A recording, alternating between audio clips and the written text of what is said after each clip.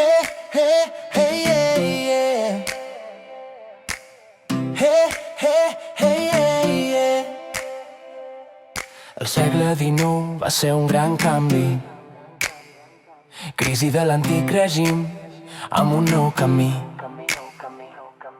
L'estat liberal es volia construir i la industrialització va començar a florir.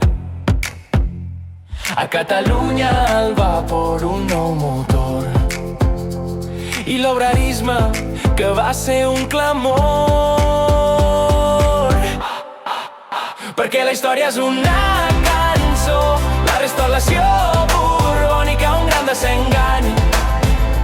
Amb l'arribada del catalanisme polític, un moviment que va ser fantàstic.